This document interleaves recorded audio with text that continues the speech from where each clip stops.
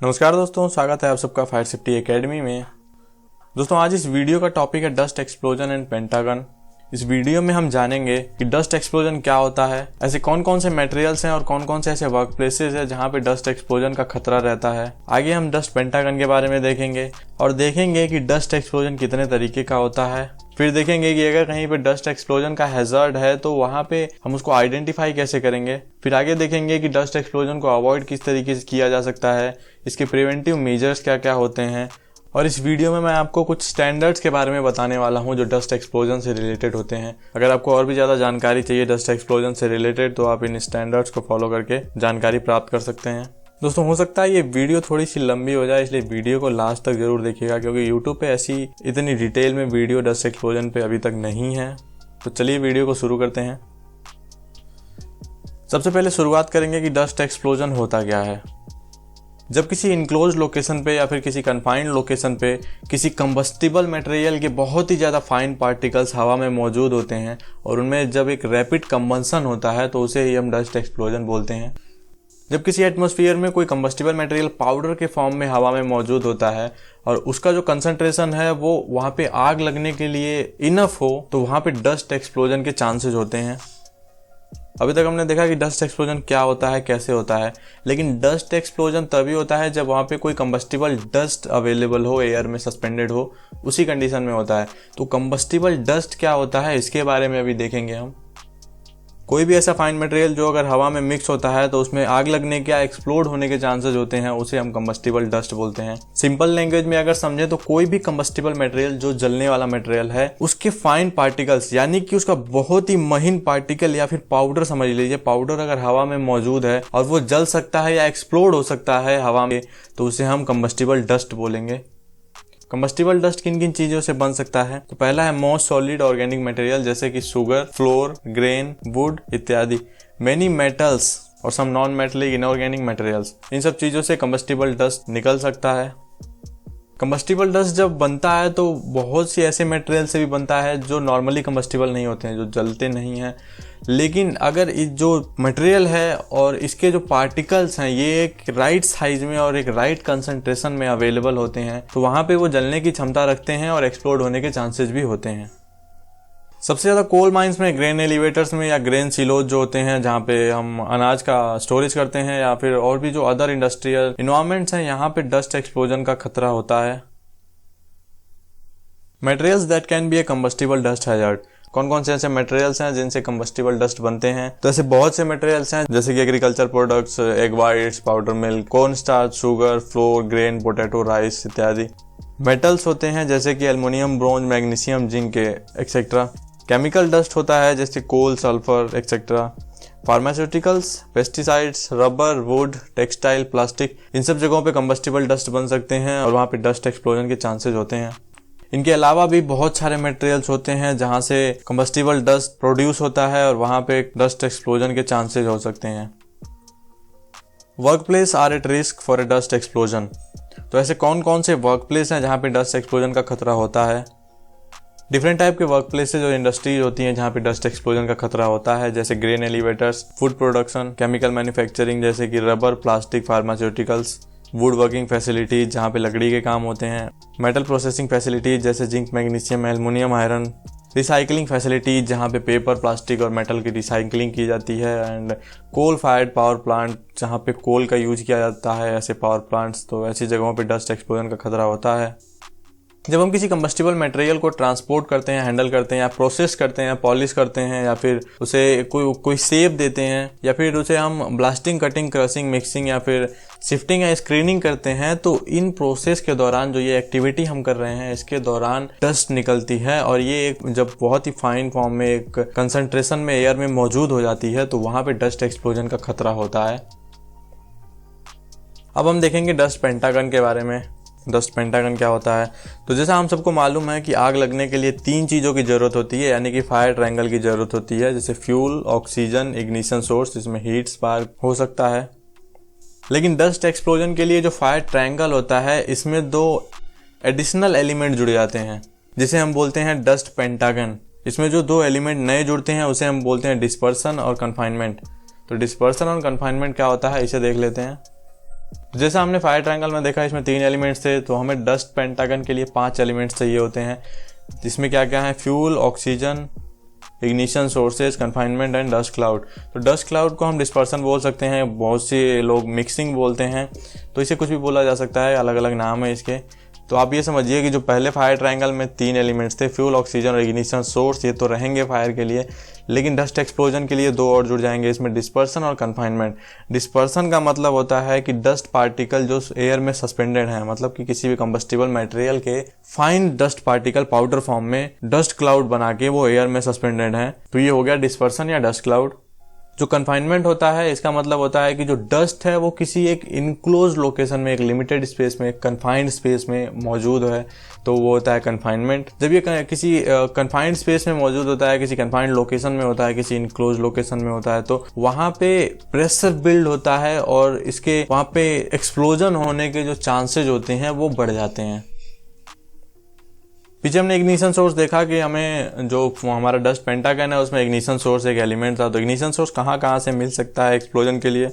कहीं भी किसी भी लोकेशन पे अगर एक लिमिटेड कंसंट्रेशन में कोई फ्लेमेबल मटेरियल अवेलेबल है, मतलब कि फ्लेमेबल मटेरियल का फाइन पार्टिकल्स या पाउडर फॉर्म में वो अवेलेबल है, तो वो तब तक नहीं जलेगा जब तक उसे कहीं से इग्निशन सोर्स नहीं मिल जाता। तो क्या क्या इग्निशन सोर्स हो सकते हैं, जैसे कि ओपन फ्लेम्स हो सकता है, कहीं पे आप वेल्डिंग कटिंग कर रहे हैं या कहीं माचिस किसी ने जलाया तो वहां से ये इग्निशन सोर्स इसे मिल सकता है। हॉट सर्फेसेस हो सकते हैं, जैसे ड्रायर्स हो सकते हैं बियरिंग या हीटर्स के, तो यहाँ से इग्निशन सोर्स मिल सकता है। हीट फ्रॉम मैकेनिकल इम्पैक्ट्स और इलेक्ट्रिकल डिस्चार्जेस, स्मोल्डरिंग और बर्निंग डस्ट, तो इन सब चीजों से इग्निशन सोर्स मिल सकता है। और अगर कंबस्टिबल डस्ट एक लिमिटेड कंसंट्रेशन में अवेलेबल है तो वहां पे डस्ट एक्सप्लोजन होने के चांसेस हो सकते हैं। When it happens, dust explosion किस कंडीशन में होता है, क्या क्या कंडीशंस रिक्वायर होती हैं इसके लिए। तो बहुत सारी ऐसी कंडीशंस हैं जो एक साथ अगर होंगी तभी डस्ट एक्सप्लोजन होने के चांस होते हैं। जो पहला कंडीशन है कि डस्ट मस्ट बी कंबस्टिबल, जो डस्ट मौजूद होगा वो कंबस्टिबल होना चाहिए। जो कंबस्टिबल डस्ट मौजूद होगा हवा में वो एयर में सस्पेंडेड होना चाहिए, यानी कि कहीं पे अगर डस्ट जमी हुई है तो वहां पे एक्सप्लोजन के चांसेस नहीं होते हैं। जो कंबस्टिबल डस्ट है वो हवा में सस्पेंडेड होनी चाहिए। अगला जो है, डस्ट का जो पार्टिकल साइज है वो इतना कैपेबल होना चाहिए कि वो फ्लेम को स्प्रेड कर सके, फैला सके। डस्ट का कंसंट्रेशन उसके एक्सप्लोसिव रेंज के अंदर ही होना चाहिए। कोई एक इग्निशन सोर्स मौजूद होना चाहिए जिससे कि इग्निशन मिले और एक्सप्लोजन हो सके। जो एटमॉस्फेयर है वहाँ पे सफिशिएंट मात्रा में ऑक्सीजन मौजूद होनी चाहिए ताकि फायर और एक्सप्लोजन के चांसेस हो सकें और जो एक्सप्लोजन को, फायर को सपोर्ट कर सके और सस्टेन कर सके। और जो हमने डस्ट पेंटागन में देखा था कन्फाइनमेंट, वो मौजूद होना चाहिए। एक इनक्लोजर लोकेशन मौजूद होनी चाहिए, कन्फाइंड लोकेशन मौजूद होनी चाहिए ताकि वहाँ पे प्रेशर बिल्ड हो सके। तो ये कंडीशंस रिक्वायर होते हैं कहीं पे डस्ट एक्सप्लोजन होने के लिए। ये सब चीज़ें एक साथ मौजूद होनी चाहिए, उसी कंडीशन में डस्ट एक्सप्लोजन के चांसेस होते हैं। अब वीडियो में हम देखेंगे टाइप्स ऑफ डस्ट एक्सप्लोजन कितने प्रकार के होते हैं। तो जब भी कहीं पे कंबस्टिबल डस्ट इग्नाइट होता है तो वहां पे 2 तरह के एक्सप्लोजन होते हैं, primary explosion and secondary explosion. जो प्राइमरी एक्सप्लोजन होता है ये फर्स्ट एक्सप्लोजन होता है और ये उस कंडीशन में होता है जब कहीं पे कंबस्टिबल डस्ट एयर में सस्पेंडेड होते हैं, वो भी कन्फाइंड स्पेस में, जैसे कि कोई कंटेनर हो गया, कोई रूम हो गया, कोई इक्विपमेंट का पीस हो गया, और फिर उसे इग्निशन सोर्स कहीं से मिल जाता है तो फिर वो इग्नाइट होकर एक्सप्लोड हो जाता है, तो उसे हम प्राइमरी एक्सप्लोजन बोलते हैं। जब प्राइमरी एक्सप्लोजन होता है तो वहां पे डेटोनेशन होता है, यानी कि वहां से एक्सप्लोजन के रिजल्ट के रूप में शॉक वेव्स निकलती हैं जो बहुत ही ज्यादा तेज होती हैं, यानी कि सुपरसोनिक होती हैं, मतलब कि साउंड से भी ज्यादा उनकी स्पीड होती है जो वेव्स होती हैं, जिसे हम टेक्निकली डेटोनेशन बोलते हैं। डेटोनेशन पे और डिफ्लेग्रेशन पे एक अलग सी वीडियो है, अगर आपने वो वीडियो नहीं देखा है और देखना चाहते हैं तो आई बटन में आपको लिंक दे दूंगा, आप देख सकते हैं। तो प्राइमरी एक्सप्लोजन में हमने देखा कि एक्सप्लोजन होता है किसी एक कन्फाइंड स्पेस में, किसी एक इनक्लोजर लोकेशन पे, और वहां पे सुपरसोनिक वेव्स क्रिएट होती हैं और वो फिर बाहर निकलती हैं। उसके आगे का हम देखेंगे सेकेंडरी एक्सप्लोजन में। सेकेंडरी एक्सप्लोजन में क्या होता है कि जब प्राइमरी एक्सप्लोजन से वेव्स निकलती हैं तो जो आसपास में डस्ट एक्यूमुलेटेड होता है, जो डस्ट जमी होती है कंबस्टिबल डस्ट, उसे वो क्या करता है, डिस्पर्स कर देता है, मतलब आसपास के हवा में फैला देता है। शॉक वेव के कारण जो डस्ट होता है वो एयर में सस्पेंडेड हो जाता है और इसके कारण एक क्लाउड क्रिएट हो जाता है, कंबस्टिबल क्लाउड क्रिएट हो जाता है। और फिर जो प्राइमरी एक्सप्लोजन था, पहले एक्सप्लोजन हुआ था, वहां से इग्निशन सोर्स मिलता है और जो क्लाउड बना है प्राइमरी एक्सप्लोजन के बाद उसमें एक्सप्लोजन हो जाता है, तो उसे हम सेकेंडरी एक्सप्लोजन बोलते हैं। सेकेंडरी एक्सप्लोजन प्राइमरी एक्सप्लोजन से ज़्यादा डिस्ट्रक्टिव होता है। आगे मैं आपको फिगर के माध्यम से समझाऊंगा कि किस तरीके से प्राइमरी से सेकेंडरी डेवलप हो रहा है और क्या प्रोसेस है इसका। तो अभी जो फिगर हम देख रहे हैं, ए फिगर जो है वो है प्राइमरी एक्सप्लोजन, बी फिगर जो है वो है सेकेंडरी एक्सप्लोजन। तो ए फिगर में आप देखिए एक अंदर में कोई एक कन्फाइंड स्पेस है, कोई एक इनक्लोजर लोकेशन है, वहाँ पे कंबस्टिबल डस्ट मौजूद थे हवा में और वहाँ पे कहीं से इग्निशन सोर्स मिला, वहाँ पे एक्सप्लोजन हुआ। उससे क्या हुआ, एक ब्लास्ट वेव क्रिएट होती है और ब्लास्ट वेव क्रिएट होने के कारण आगे जाके जो कंबस्टिबल डस्ट एक लेयर के रूप में जमी हुई थी कहीं पे, वो हिल जाती है और वो एक हवा में उड़ के और क्लाउड फॉर्म में कंबस्टिबल क्लाउड तैयार कर लेती है। इसके बाद क्या होता है, अब बी में देखो, जब वहाँ पे क्लाउड तैयार हो गया है तो जो पहला हमारा एक्सप्लोजन था यानी कि प्राइमरी एक्सप्लोजन, वहाँ से इग्निशन सोर्स मिलता है और जो आगे क्लाउड तैयार हुआ है वहां पे जाके जब क्लाउड के संपर्क में आता है तो वहां पे एक्सप्लोजन होता है, उसे ही हम सेकेंडरी एक्सप्लोजन बोलते हैं। जो सेकेंडरी एक्सप्लोजन होता है वो प्राइमरी एक्सप्लोजन से ज़्यादा बड़ा और ज़्यादा डिस्ट्रक्टिव होता है।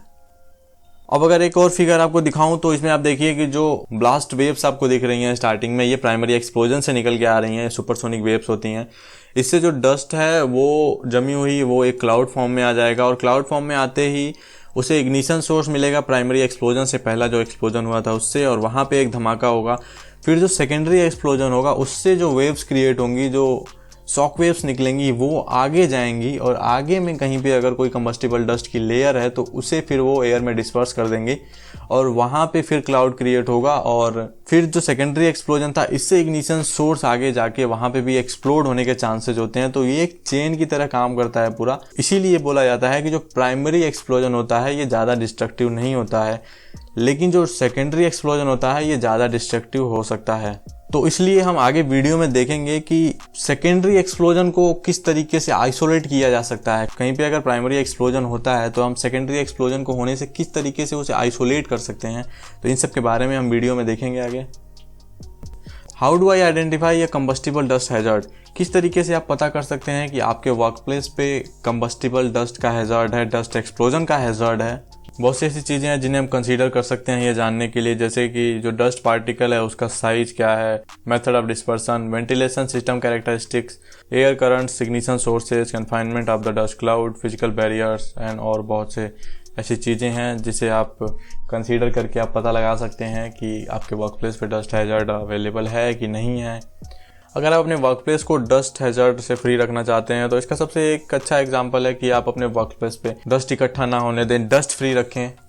इसके अलावा आप रिस्क असेसमेंट कंडक्ट कर सकते हैं डस्ट एक्सप्लोजन के लिए, उनकी पॉसिबिलिटीज़ के लिए कि डस्ट एक्सप्लोजन के कितने चांसेज हैं, हो सकता है या नहीं हो सकता है। तो नीचे कुछ पॉइंट्स हैं, इसके अकॉर्डिंग आप रिस्क असेसमेंट कर सकते हैं। जैसे कि प्रोसेसेस, तो प्रोसेस में आप देख सकते हैं कि आप कोई क्या ऐसा कोई मटेरियल यूज़ करते हैं या उस मटेरियल का कोई ऐसा बाय प्रोडक्ट तैयार होता है जिससे कि कोई कंबस्टिबल डस्ट तैयार हो सके, या फिर आप कोई ऐसी एक्टिविटी करते हैं जैसे कि ब्लास्टिंग, कटिंग, ग्राइंडिंग या फिर पॉलिशिंग या क्लीनिंग करते हैं किसी प्रोडक्ट की जहाँ पे डस्ट क्रिएट हो सके। अगला जो है वो रिसर्च एंड इन्फॉर्मेशन। इस पॉइंट में आपको देखना है कि आपके वर्क प्लेस पे अगर डस्ट प्रोड्यूस हो रहा है तो क्या वो कंबस्टिबल है, जो प्रोडक्ट आप यूज़ कर रहे हो उससे जो डस्ट प्रोड्यूस हो रही है वो कंबस्टिबल है कि नहीं। और आप ये देख सकते हैं कि आपका जो मटेरियल आप यूज़ कर रहे हैं उससे रिलेटेड किसी इंडस्ट्री में पहले डस्ट एक्सप्लोजन का केस रिपोर्ट हुआ है या नहीं हुआ है, ये चीज़ें आप पता कर सकते हैं। नेक्स्ट पॉइंट हम देखेंगे इग्निशन सोर्सेज। आप अपने वर्क प्लेस पे देख सकते हैं कि क्या आपके वर्क प्लेस पे इग्निशन सोर्सेज ईजिली अवेलेबल हैं, जैसे स्पार्क फ्लेम या फिर स्टोव, क्लींस, वेल्डिंग फ्लेम्स, ये सब इग्निशन सोर्सेज हो सकते हैं। तो क्या ये आपके वर्क प्लेस पे अवेलेबल हैं, या फिर जो डस्ट है वो किसी इलेक्ट्रिकल इंक्लोजर में किसी इक्विपमेंट में जाके एक्यूमुलेट हो सकती है, ये भी आप देख सकते हैं। आपके वर्क प्लेस पे स्मोकिंग पॉलिसी है या नहीं, क्योंकि ऐसी कोई जगह जहाँ पे कंबस्टिबल डस्ट अवेलेबल है और वहाँ पे कोई स्मोकिंग करता है तो इग्निशन सोर्स का काम करेगा और वहाँ पे एक्सप्लोजन के चांसेस हो सकते हैं। तो आप ये सब चीज़ें देख सकते हैं। अगला पॉइंट जो है वो हाउस कीपिंग है। आपको ये देखना है कि आपके वर्क प्लेस पे कोई ऐसे ओवरहेड एरिया या स्ट्रक्चर तो नहीं है जहाँ पे डस्ट इकट्ठा हो सकती है। कुछ ऐसी हिडन जगह जहाँ पे डस्ट इकट्ठा हो सकता है, जैसे कि फॉल सीलिंग के पीछे या अंदर, और जो वेंटिलेशन और कन्वेयर होते हैं इनके अंदर कोई डक्ट या किसी इक्विपमेंट के अंदर, तो ऐसी जगहों को आपको देखना है। वहाँ पे प्रॉपर हाउसकीपिंग रखनी चाहिए। हाउसकीपिंग प्रोग्राम का होना बहुत ज़रूरी होता है ताकि जगह जगह पे जहाँ पे भी डस्ट एक्यूमुलेट होने के चांसेस होते हैं वहाँ से रेगुलरली डस्ट को रिमूव किया जा सके। अगर आपके वर्क प्लेस पे कंबस्टिबल डस्ट हैजर्ड है तो आप डस्ट कलेक्शन सिस्टम का यूज कर सकते हैं। नेक्स्ट जो है वो एजुकेशन एंड ट्रेनिंग। तो आपको ये इंश्योर करना है कि आपके जितने वर्कर्स हैं, जितने एम्प्लॉय हैं, वो क्या पूरी तरह से ट्रेंड हैं, जानकार हैं कि कंबस्टिबल डस्ट क्या होता है, इसके हैजर्ड्स क्या हो सकते हैं, ये किस तरीके से फॉर्म होता है, कैसे इसमें इग्निशन सोर्स कहाँ से मिल सकता है, इन सब चीज़ों के बारे में जानकारी है या नहीं है। क्लीनिंग प्रोसेसेस के बारे में जानकारी होनी चाहिए कि किस तरीके से क्लीनिंग करनी है ताकि कहीं पे डस्ट क्लाउड ना बन सके। तो ये सब चीज़ें आपको ध्यान में रखनी है। आप ये सब चीज़ें कंसीडर करके आप पता लगा सकते हैं कि जो आपका वर्क प्लेस है वहाँ पे डस्ट एक्सप्लोजन के चांसेस हैं या नहीं है। अब वीडियो में देखेंगे avoiding dust explosion. Dust explosion को किस तरीके से अवॉइड किया जा सकता है। तो डस्ट एक्सप्लोजन को 2 तरीके से अवॉइड किया जा सकता है, प्रिवेंटिंग इग्निशन और preventing the formation of dust cloud. पहले जो अगर हम इग्निशन सोर्स को प्रिवेंट करते हैं ताकि इग्निशन सोर्स ना मिल पाए कहीं पे अगर क्लाउड मौजूद हो, तो जैसे smoking, open flames, open lights, welding, cutting, grinding heat from mechanical impacts, electric spark and electrostatic discharge. तो इन सब चीज़ों को अगर हम ध्यान देते हैं और इग्निशन को प्रिवेंट करते हैं तो हम डस्ट एक्सप्लोजन को अवॉइड कर सकते हैं। जो दूसरा तरीका है वो preventing the formation of dust cloud. Dust cloud को कहीं पे हम फॉर्म होने से रोकें, कहीं पे डस्ट क्लाउड बनने से रोकें। तो उसके 3 तरीके हैं। Added inert gas to the atmosphere. इस प्रोसेस में क्या करते हैं हम कि कोई नाइट्रोजन, कार्बन डाइऑक्साइड या फिर कोई ऐसी गैस हम उस एटमॉस्फेयर में भर देते हैं जो इनर्ट होती है, जो ऑक्सीजन का जो लेवल है उसे कम कर देगी और वहाँ पे फिर एक्सप्लोजन होने के चांसेस नहीं होंगे। दूसरा तरीका जो है हम कहीं पे डस्ट जो हमारा है उसका हम एक कंबस्टिबल कंसंट्रेशन इकट्ठा ना होने दें, उसकी एक लिमिटेड जो हमारा कंबस्टिबल रेंज है उसके बीच में ना आने दें उस डस्ट को। तो ये एक तरीका काफ़ी डिफिकल्ट है लेकिन फिर भी ट्राई किया जा सकता है इसे। जो अगला तरीका है वो ऐड इनर्ट डस्ट। जो हमारा एक एरिया है जहाँ पे कि डस्ट एक्सप्लोजन होने के चांसेस होते हैं तो वहाँ पे एक्सप्लोजन को प्रिवेंट करने के लिए इनर्ट डस्ट हम उसमें भर देते हैं किसी एक वेव के थ्रू। स्टोन डस्ट होते हैं या कोई इनर्ट डस्ट किसी भी तरीके का हम वहाँ पे डाल देंगे तो उससे क्या होगा, जो भी हमारे कंबस्टिबल मटेरियल के डस्ट कहीं पे जमा हुए हैं तो उसके ऊपर जाके वो इनर्ट डस्ट एक लेयर बना लेता है।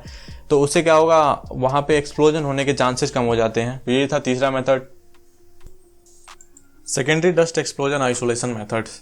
अब देखेंगे आगे वीडियो में कि जो सेकेंडरी डस्ट एक्सप्लोजन होता है उसको किस तरीके से प्रिवेंट किया जाए, किस तरीके से आइसोलेट किया जाए ताकि प्राइमरी एक्सप्लोजन से सेकेंडरी एक्सप्लोजन में कन्वर्ट ना होने पाए वो। तो इसके कुछ तरीके हैं जो आगे मैं बताऊंगा आपको क्या क्या हो सकते हैं वो। पहला है प्रेशर असिस्टेंट इक्विपमेंट। तो ये प्राइमरी एक्सप्लोजन को कंटेन करने का, सीमित करने का बहुत ही बढ़िया तरीका है। इसमें क्या करते हैं, जो इक्विपमेंट यूज में लेते हैं जिसमें डस्ट एक्सप्लोजन होने के चांसेस होते हैं वो इतना ज़्यादा मजबूत होता है, इतना स्ट्रांग होता है कि जो प्राइमरी एक्सप्लोजन होता है उसके अंदर वो उसे झेल सकता है। नेक्स्ट है एक्सप्लोजन वेंटिंग। एक्सप्लोजन वेंटिंग सबसे सस्ता और सबसे ज्यादा मोस्ट इफेक्टिव तरीका है सेकेंडरी एक्सप्लोजन को आइसोलेट करने का। इसमें क्या करते हैं, जब कोई प्राइमरी एक्सप्लोजन होता है किसी कन्फाइंड लोकेशन पे तो जो प्रेशर क्रिएट होता है उसे हम एक किसी दूसरी जगह पे प्रेशर को रिलीज कर देते हैं। यानी कि जब कहीं पे प्राइमरी एक्सप्लोजन होगा तो जो वेंट का हम यूज करेंगे वो एक ऐसी जगह पे खुलेगा कि जहाँ पे एक्सप्लोजन का खतरा ना हो। जो उसमें प्रेशर रिलीज होगा, जो बिल्डअप होगा, वो किसी एक सुरक्षित जगह पे निकाल दिया जाता है बाहर की तरफ। लेकिन कभी कभी क्या होता है, जो प्रोडक्ट हम यूज कर रहे हैं वो टॉक्सिक हो सकता है तो उसको हम बाहर एटमॉस्फेयर में रिलीज नहीं कर सकते हैं। तो ऐसी कंडीशन में क्या करते हैं कि उसे हम किसी एक सील्ड एरिया में, जो एक पहले से डिजाइंड एरिया होता है, सील होता है चारों तरफ से, उसमें उसको हम वेंट कर देते हैं डक्ट के थ्रू। तो वहां पे हम सेकेंडरी एक्सप्लोजन को आइसोलेट कर देते हैं और सेकेंडरी एक्सप्लोजन होने का खतरा खत्म हो जाता है। नेक्स्ट है ऑटोमेटिक डस्ट एक्सप्लोजन सप्रेशन। इसमें क्या होता है, जब किसी भी इक्विपमेंट में प्राइमरी एक्सप्लोजन होने के चांसेस होते हैं तो उसमें एक तरह का हम सप्रेशन सिस्टम लगा के रखते हैं ताकि सिचुएशन क्रिएट होती है प्राइमरी एक्सप्लोजन की तो उसी समय सप्रेशन सिस्टम एक्टिवेट हो जाता है और जो प्राइमरी एक्सप्लोजन होने वाला होता है उसे प्रिवेंट कर देता है। सप्रेशन सिस्टम पे एक वीडियो है, उसका लिंक आपको डिस्क्रिप्शन में और आई बटन में मिल जाएगा, अगर आप देखना चाहते हैं तो देख सकते हैं। नेक्स्ट है गुड हाउसकीपिंग। इसमें क्या करना होता है कि जो आपको लगता है कि जो डस्ट एक्यूमुलेट हो रहा है, जो डस्ट इकट्ठा हो रहा है, उसे आप सावधानी से अगर आप टाइम पे रिमूव करते रहें तो सेकेंडरी एक्सप्लोजन को आप एलिमिनेट कर सकते हैं। प्राइमरी एक्सप्लोजन को एलिमिनेट करना पॉसिबल नहीं है, लेकिन आप सेकेंडरी एक्सप्लोजन को एलिमिनेट करके जो आपके नुकसान हैं, जो सेकेंडरी एक्सप्लोजन से होने वाले डैमेजेस हैं, आप उसे कंट्रोल कर सकते हैं। नेक्स्ट है dust control by addition of liquid. तो जहाँ पे हम ग्रेन्स को प्रोसेस करते हैं, जहाँ पे अनाज का प्रोसेसिंग करते हैं, वहाँ पे बहुत ही ज़्यादा फाइन डस्ट क्रिएट होने के चांसेस होते हैं। तो ऐसी कंडीशन में वहाँ पे कोई लिक्विड मिला के या फिर कोई तो हल्का ऑयल मिला के वहाँ पे जो फाइन डस्ट क्रिएट होता है उससे बनने से प्रिवेंट किया जा सकता है। अगला है प्लांट लेआउट। ऐसे प्लांट जहाँ पे डस्ट एक्सप्लोजन के चांसेस होते हैं ये अदर बिल्डिंग से दूर होनी चाहिए। बिल्डिंग जितना ज़्यादा पॉसिबल हो उतना ज़्यादा कम हाइट का होना चाहिए। जितना ज़्यादा कम हाइट होगा, मान लीजिए अगर बिल्डिंग की हाइट 1 स्टोरी है तो अगर उसमें एक्सप्लोजन होता है तो बिल्डिंग कोलैप्स होने के चांसेस कम होते हैं। अदर इमरजेंसी फीचर्स होने चाहिए उसमें, जैसे कि सेफ स्केप रूट्स होने चाहिए एक्सप्लोजन या फायर के टाइम पे। फायर असिस्टेंट मटेरियल्स यूज होने चाहिए कंस्ट्रक्शन में। फायर असिस्टेंट डोर होने चाहिए। हाई क्वालिटी इलेक्ट्रिकल इंसुलेशन होनी चाहिए ताकि वहाँ पे इग्निशन के चांसेस ना हो। अगला जो पॉइंट है वो है ह्यूमन फैक्टर्स। ह्यूमन फैक्टर्स से मतलब है कि कोई आदमी किसी टास्क से या किसी इक्विपमेंट से किस तरीके से इंटरेक्ट करता है, यानी कि जैसे कि lack of communication, lack of competency, lack of knowledge, distractions, lack of team work, fatigue, ये सब ह्यूमन फैक्टर्स होते हैं। अगर आपके वर्क प्लेस पे कॉम्पिटेंट पर्सन्स हैं, वो जानते हैं क्या करना है, कैसे करना है, किस टास्क को कैसे करना है और किस मशीनरी को किस तरीके से ऑपरेट करना है, इन सब की नॉलेज है उनके पास, तो फिर सेकेंडरी एक्सप्लोजन को होने से प्रिवेंट किया जा सकता है। What are the preventive measures? Dust explosion को प्रिवेंट किस तरीके से किया जा सकता है। पीछे हमने देखा था अवॉइड डस्ट एक्सप्लोजन्स, तो उसमें हमने 2 तरीके देखे थे कि प्रिवेंट इग्निशन और प्रिवेंट डस्ट क्लाउड। तो यहाँ पे भी उससे मिलता जुलता ही होगा। जैसे हमने पीछे देखा था कि रिस्क असेसमेंट किस तरीके से करना होता है, किन किन पॉइंट्स को ध्यान में रखना होता है रिस्क असेसमेंट के दौरान। तो यहाँ पे हम देखेंगे रिस्क असेसमेंट के अगले स्टेप में कि हायरार्की ऑफ कंट्रोल के थ्रू किस तरीके से इसको प्रिवेंट किया जा सकता है। हो सकता है कुछ एक पॉइंट्स जो मैंने पीछे बताए वो मैच हों इसमें, लेकिन ज़्यादा मैच नहीं होंगे। लेकिन ये जो तरीका है हायरार्की ऑफ कंट्रोल पे हम देखेंगे, उस पे बेस्ड है। तो देखते हैं, पहला जो है ये है एलिमिनेट। तो एलिमिनेट में क्या क्या कर सकते हैं हम जिससे कि इसको डस्ट एक्सप्लोजन को प्रिवेंट किया जा सके। तो इसमें सबसे पहले आपको हॉरिजॉन्टल सरफेसेस को अवॉइड करना है, जैसे कि विंडो एज होते हैं या फिर बीम होती हैं या फिर लाइट फिटिंग्स होती हैं। वो मतलब हॉरिजॉन्टल इस तरीके से डिज़ाइन नहीं होनी चाहिए जहाँ पे डस्ट एक्यूमुलेट होने के चांसेज हो, जहाँ पे डस्ट के जमने के चांसेज हो। Eliminate hidden areas. जो कुछ हिडन एरियाज होते हैं जहाँ पे हम नोटिस नहीं कर पाते और वहाँ पे डस्ट धीरे धीरे जमता रहता है, तो ऐसी एरियाज को आप सील कर दें या फिर वहाँ पे कोई मटेरियल लगा दें ताकि वहाँ पे डस्ट के इकट्ठा होने के चांसेस ना हो। जब भी आपको क्लीनिंग करना है तो आपको झाड़ू का यूज़ नहीं करना चाहिए, कंप्रेस्ड एयर का यूज़ नहीं करना चाहिए। इससे क्या होगा, जो पार्टिकल्स हैं वो हवा में उड़ेंगे, हवा में सस्पेंडेड होंगे, तो हो सकता है वहाँ पे चांसेस क्रिएट हो जाएं एक्सप्लोजन के। अगर कहीं से इग्निशन मिलता है तो उसके लिए आपको क्या करना है, आप वैक्यूम का यूज़ कर सकते हैं, वैक्यूम क्लीनर्स का यूज़ कर सकते हैं ताकि जो डस्ट जमी हुई है वो हवा में ना फैले, क्लाउड क्रिएट ना करे। आपको डस्ट कलेक्शन के लिए और डस्ट एक्सट्रैक्शन के लिए ऐसे अप्रूव्ड सिस्टम्स का यूज़ करना चाहिए ताकि वो जो कंबस्टिबल डस्ट है उसे कंट्रोल कर सकें। अगर आप किसी नॉर्मल फैन का यूज़ करते हैं तो इसमें क्या होता है, जो पार्टिकल्स होते हैं वो हवा में सस्पेंडेड हो जाते हैं और सिचुएशन को और भी ज़्यादा बुरा बना सकते हैं, क्लाउड क्रिएट होने के चांसेस होते हैं। नेक्स्ट स्टेप जो है हमारा वो है सब्स्टिट्यूट। इसमें क्या करते हैं, जो आपके सीलिंग्स हैं और अदर सर्फेसेस हैं वो ध्यान रखने हैं कि वो रफ़ ना हो। रफ़ की जगह आप स्मूथ फिनिश वाले सर्फेसेस का यूज करेंगे तो यहाँ पे डस्ट इकट्ठा होने के चांसेस नहीं होंगे और क्लीनिंग में भी आसानी होती है।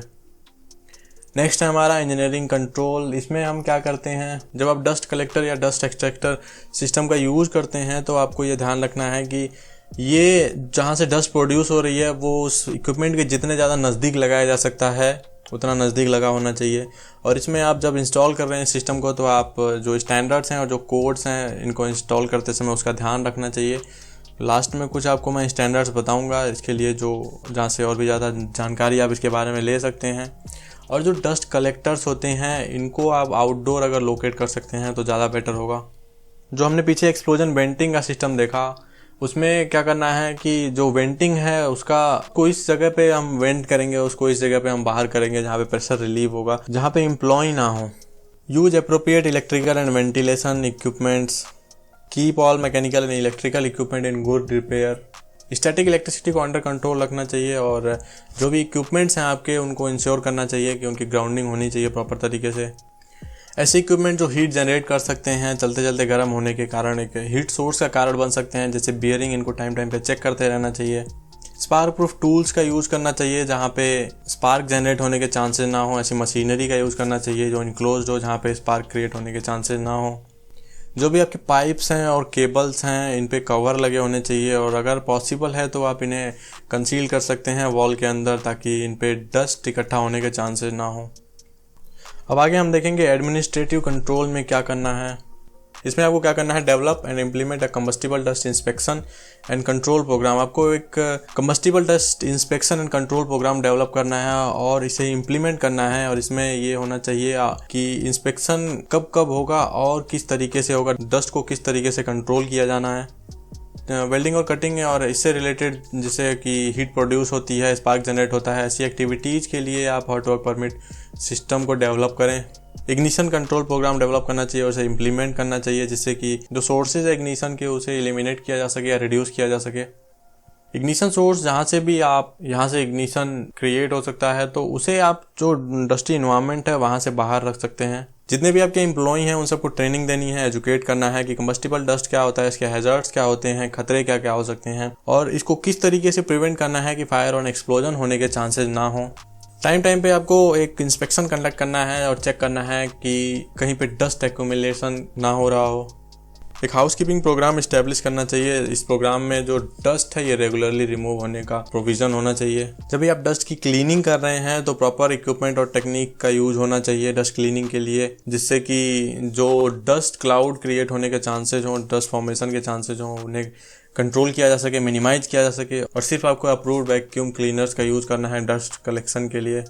जितने भी डक्ट हैं, मशीन हैं और जो भी वेंटिलेशन सिस्टम्स हैं उन सब की रेगुलरली जांच होनी चाहिए कि वहाँ पे कोई डस्ट एक्यूमुलेट तो नहीं हो रहा है, धूल तो नहीं जम रही है, और रिपेयर और क्लीन होने चाहिए टाइम पे। अब देखेंगे रिसोर्सेज ऑफ फर्दर इन्फॉर्मेशन। तो जैसा मैंने पीछे बताया था कि आपको कुछ स्टैंडर्ड्स के बारे में बताऊंगा, तो कुछ स्टैंडर्ड्स हैं जो नेशनल फायर प्रोटेक्शन एसोसिएशन के स्टैंडर्ड्स हैं जो इस हैजर्ड से रिलेटेड हैं। अगर आपको और भी ज़्यादा जानकारी चाहिए डस्ट एक्सप्लोजन से रिलेटेड, डस्ट पेंटागन से रिलेटेड, तो आप इन स्टैंडर्ड्स को फॉलो कर सकते हैं।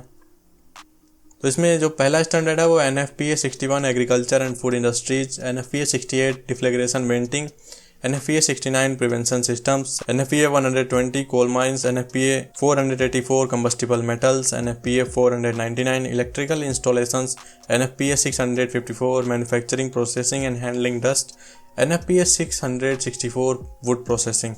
तो ये कुछ स्टैंडर्ड्स हैं नेशनल फायर प्रोटेक्शन एसोसिएशन के, जिन्हें आप फॉलो कर सकते हैं ज़्यादा जानकारी के लिए। ये आपको NFPA के ऑफिशियल साइट्स पे मिल जाएंगे सारे स्टैंडर्ड्स। अब डस्ट एक्सप्लोजन से रिलेटेड कुछ पास इंसिडेंट्स देखेंगे हम।